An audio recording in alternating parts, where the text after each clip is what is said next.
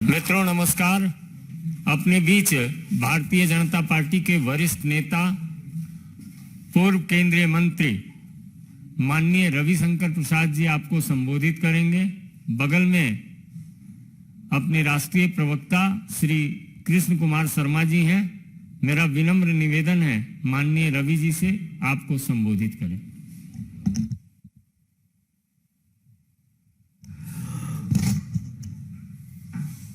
मित्रवर संजय मयूख जी, मित्रवर के शर्मा जी, सभी पत्रकार मित्रों नमस्ते। आज एक ही दिन में मैं आपको दो बार डिस्टर्ब कर रहा हूं। एक बार अपने घर पर कुछ टिप्पणी देने का अवसर आया और फिर ऐसा विचार हुआ कि पार्टी के फॉर्मल मंच से भी कुछ बात करनी चाहिए और उस बात करने का अवसर भी है। राहुल गांधी पहली बार बोले हैं कि मैं सेना का सम्मान करता हूं। जो पार्टी की ओर से गंभीर सवाल उठाए गए थे उसको उन्होंने पहली बार कहा कि हम सेना का सम्मान करते हैं। राहुल जी, दिग्विजय सिंह आपके साथ कन्याकुमारी से चल रहे हैं तो हजारों किलोमीटर की यात्रा में आप उनको समझा नहीं पाए थे क्या? वो कोई पहली बार बोले थे क्या? और आज जब आपने ये कहा तो आपने कुछ और सवाल खड़े कर दिए। इसलिए आज इस चैप्टर का हम फाइनल हिसाब करने आए हैं। Rahul Gandhi, today the BJP is going to settle the final account with you as far as your vacillating stand on the armed forces is concerned. आज मैंने सुबह एक बात कही थी कि ये देश सेना के शहादत का सबूत नहीं मांगता, उनके बलिदान को सलाम करता है। यही भारत की परंपरा है ना। Indians don't seek proof of the heroic courage of our armed forces, but salute them. और उसका कारण भी मैंने कहा था कि देश के लिए जीते तो हम लोग सब लोग हैं, देश के लिए मरते कौन है? हमारे सेना के जवान, ऑफिसर्स, पैरामिलिट्री फोर्सेस। तो आज जब राहुल गांधी ने कहा है तो राहुल गांधी से कुछ सवाल पूछना है और देश को उनकी टिप्पणियों के बारे में दोबारा याद भी कराना है और उनसे पूछना है कि क्या आप इसको भी वापस लेंगे? 16 दिसंबर 2022 को, कुछ ही दिन पहले, राजस्थान के दौसा में भारत जोड़ो यात्रा के दौरान राहुल गांधी ने कहा था चीनी सैनिक भारत के सैनिकों को पीट रहे हैं। ये शब्द थे उनके। ये बहुत ही अपमानजनक शब्द है जो कि गलत भी है। भारत के सेना के जवान और अफसरों ने कमाल का काम किया और एक कर्नल लेवल के अफसर भी शहीद हुए थे। चीनी सैनिक पिटे थे। आपने कहा चीनी सैनिक भारत की सेना को पीट रहे हैं। 23 जून 2022 को गलवान के मुद्दे पर राहुल गांधी ने ट्वीट किया कि क्या चीन ने भारतीय जमीन पर कब्जा किया है? जबकि चीन के कब्जा करने को रोका गया तो यह आपने ट्वीट किया। और सबसे तो रोचक 6 अक्टूबर 2016 को राहुल गांधी ने क्या कहा था? सर्जिकल स्ट्राइक पर कहा था कि उनकी वीरता को खून की दलाली बताया था राहुल गांधी ने, याद होगा। आज याद करना जरूरी है देश को कि जब सर्जिकल स्ट्राइक के आलोक में बहुत प्रशंसा हो रही थी तो खून की दलाली बताई गई थी। और ये सिर्फ यही बात नहीं है, वो तो जेएनयू भी गए थे जहां टुकड़े टुकड़े गैंग खड़े थे, उनको नैतिक समर्थन दिया था। पता नहीं आपको याद है कि नहीं कि जब एक अमेरिकन एम्बेसडर आए थे उनसे बातचीत में उन्होंने क्या कहा था कि Hindu terrorism is more lethal than other terrorism. ये तो उन्होंने कहा था। अभी मैं खाली उन्हीं की बात का विरोध कर रहा हूं, उल्लेख कर रहा हूं। और बाकी जो उनके महान नेता लोग साथ चलते हैं तो मैं दिग्विजय सिंह के पूरे मामले को रिकॉर्ड के लिए आज रिकॉर्ड पर ला ही देता हूं।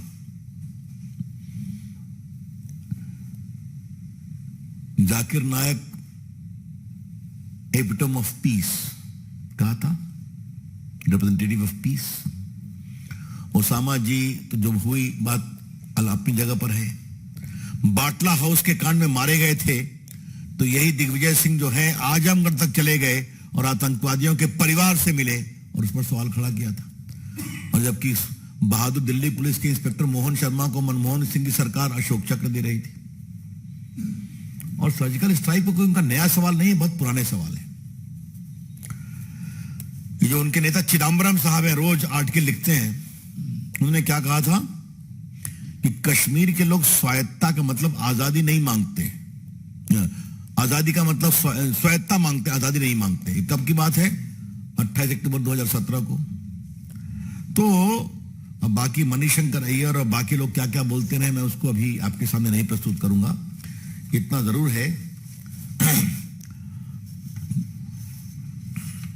अब इनके एक और वकील साहब हैं, सलमान खुर्शीद। उन्होंने एक किताब लिखी थी ना, सनराइज ओवर अयोध्या। उसने क्या लिखा था कि हिंदुत्व के ऐसे वर्जन को बढ़ाया जा रहा है जैसा बोको हराम है। याद होगा ना आपको। और ये सब पर कांग्रेस का क्या कहना है? उनका निजी विचार है। बाकी सेना के बड़े बड़े जनरल्स का अपमान किया गया, आप सभी जानते हैं। तो ये निजी विचार की सीमा क्या होगी? राहुल गांधी, सवाल आपके नेताओं के निजी विचार का नहीं है। सवाल है आज के कांग्रेस के नेताओं की ट्रेनिंग क्या है। सवाल है आज के नेताओं का सेना के प्रति सम्मान का स्तर क्या है। यह सवाल है। आज आतंकवाद एक बड़ी चुनौती है। आज सेना के हमारे जवान हिम्मत से, क्या पाकिस्तान का बॉर्डर हो या बाकी हो या चीन की सीमाएं हो, खड़े हैं देश की सुरक्षा के लिए। तो क्या हम सम्मान के शब्द नहीं बोल सकते? यह बहुत ही गंभीर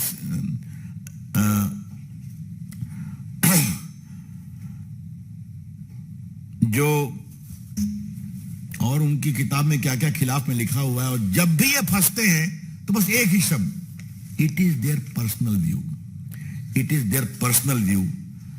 इसलिए फिर बात यह है वहीं पर, इतना आपको समय क्यों लगा सफाई देने में? Rahul Gandhi ji, why it took so many years for you to publicly state that you respect your institution of arm forces? तो आप ये भी कह देते कि जो उन्होंने पहले बोला है वो उसके लिए आई एम सॉरी, वो गलत था। तो इसलिए मैंने आज आपके डेट वाइज जो आपने बोला है उसको हमने याद दिलाया। इसलिए राहुल जी, आपकी सफाई कुछ जम नहीं रही है। आज मुझे बताएगा वो प्रेस करेंगे, तो आज मैंने उनकी प्रेस को बड़ी ईमानदारी से सुना। तो जितना मैंने उनके प्रेस को सुना उतने ही मेरे में सवाल उठने लगे। फिर लगा कि नहीं, इस विषय पर एक बार पार्टी के राष्ट्रीय मंच से अपनी बात कहनी चाहिए। मित्रों, हमारा बहुत साफ साफ कहना है, कांग्रेस पार्टी आतंकवाद के ऊपर अपने रुख को स्पष्ट करे। कांग्रेस पार्टी देश की सुरक्षा के नाम पर अपने रुख को स्पष्ट करे। आज सेना के बड़े बड़े अफसर, जिसमें बहुत लोग उनके कुछ स्पेशल सेल्स के हेड भी रहे हैं, वो भी सवाल खड़े कर रहे हैं ना कि हमें सेना के इंस्टीट्यूशनल रिस्पेक्ट को कॉम्प्रोमाइज नहीं करना चाहिए। बिल्कुल सही बोलते हैं वो कि भारत की सेना भारत का एक बहुत बड़ा एसेट है और हमें भारत की सेना की परंपरा, उसकी वीरता, उसके बलिदान पर बहुत गर्व है और हमें राजनीति से ऊपर उठकर उसको रखना चाहिए। तो समाप्त करने के पहले मुझे एक बात और कहनी है। मैंने जनाब जयराम रमेश का वीडियो आज कई बार देखा और आपने भी देखा होगा। वो सवाल करने से रोक रहे थे फिजिकली,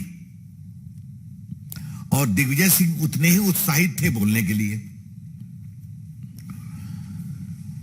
हमारे ऊपर तो बहुत आरोप लगाते हैं आप कि बीजेपी लोकतांत्रिक है, बीजेपी ये करती है, वो करती है, और हमारे प्रधानमंत्री पर तो क्या क्या किस तरह के घटिया बातें कही जाती है, मुझे बताने की जरूरत नहीं है।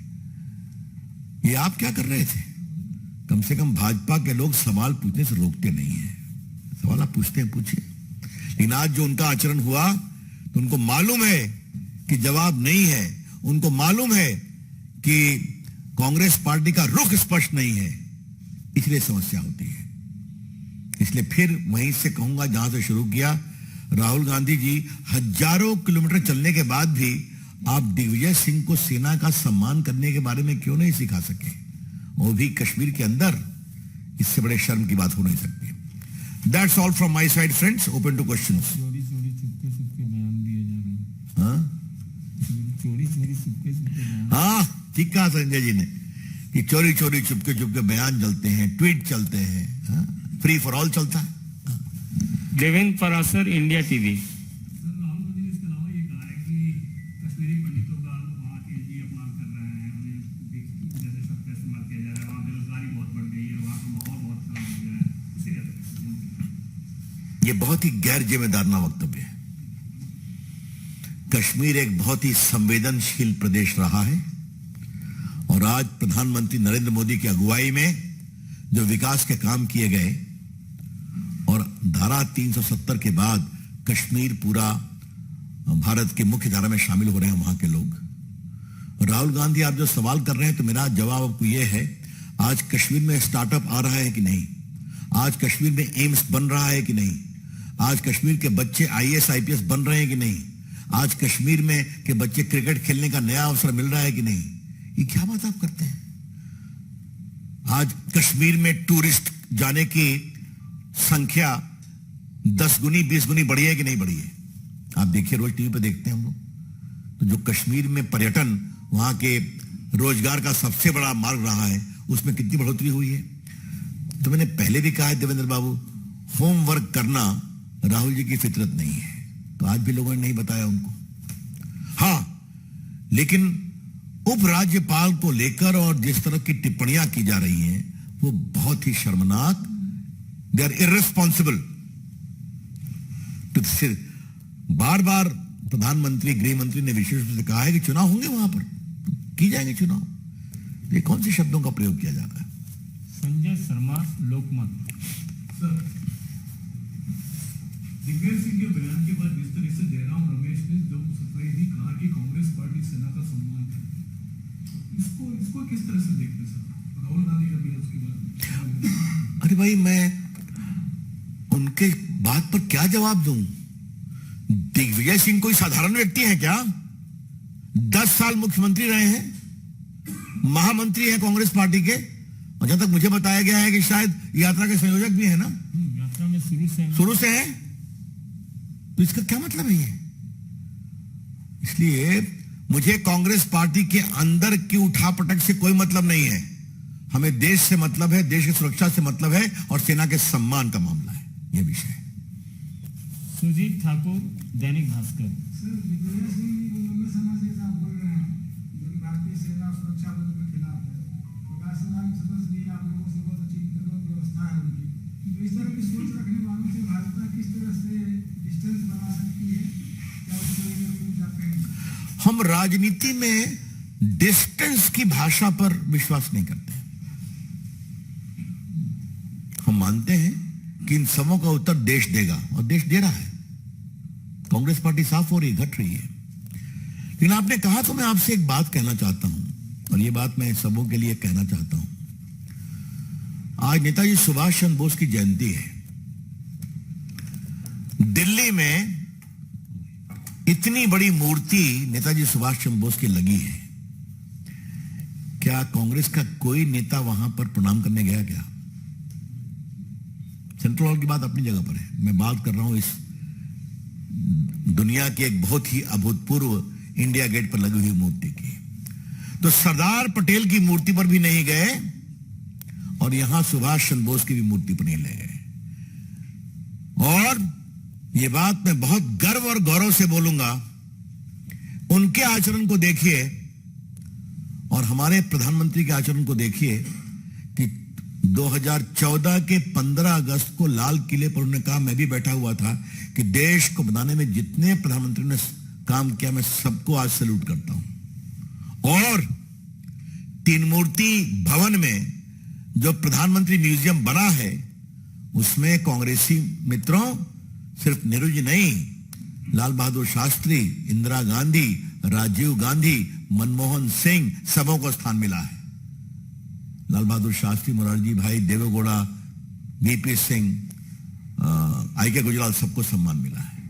तो ये सोच का नजरिया है कि आप सुभाष चंद्र बोस के जन्म दिवस के अवसर पर उनकी मूर्ति पर इंडिया गेट पर प्रणाम करने भी नहीं जाते, क्योंकि मोदी जी के प्रयास से बनी है, और सरदार पटेल तो नहीं गए। ये देश को आज मुझे लगा बताना जरूरी था। Mohit Bhatt, Times Now. Sir, we saw that how Rahul Gandhi came out and stated that the statement of Digvijay Singh is very ridiculous, and they have distanced themselves from the statement. But when Times Now came out and reached out to Digvijay Singh on this question, we were heckled, or who was heckled, we were pushed aside by Jairam Ramesh. So in a way, Rahul Gandhi says that it's his personal statement, but Jairam Ramesh is not a right medium to ask questions from Digvijay Singh. No, but it only shows their anti-democratic mindset. Media can ask critical questions. You reply in your own way. But why should you heckle? Why should you physically prevent? And they give us big upadesh on democratic behavior. The Bharat Jodo Yatra is almost ending. 125 days of the Yatra is coming to an end. Politically, where does the BJP sees the radical? India में सबको यात्रा करने का अधिकार है। Everyone should walk, should talk, should espouse his cause. But what happens is to be determined by the people of India. We have seen what happened in Gujarat, a sweeping victory, and I'm sure, regardless of the Bharat Jodo Yatra, we will become victorious again, which we have explained in our working committee. But there is one issue I would like to highlight, and that is, what is the message of its Bharat Jodo Yatra when many big leaders in this long journey are only involved in Bharat Jodo Yatra? Sir, मैं अंकुश पांडे हूँ PTI से। राहुल गांधी ने sir धारा 370 के बारे में जो अपनी राय रखी, दोबारा अगर सत्ता में आए तो दोबारा वापस लाने की बात जो कही, उसको कैसे देखते हैं? धारा 370 अतीत है, समझे? वो संविधान के द्वारा हो गया, और हम बहुत विनम्रता से राहुल गांधी आपको चुनौती देते हैं। 370 एक संवैधानिक प्रक्रिया के तहत निरस्त हुआ है, उसके लिए 2/3 बहुमत चाहिए। तो राहुल गांधी जी, क्या आपको लगता है कि कभी 2/3 बहुमत आपको मिलेगा? एक बार खुलकर तो बात करिए। ये एडहॉक कमेंट क्या करते हैं?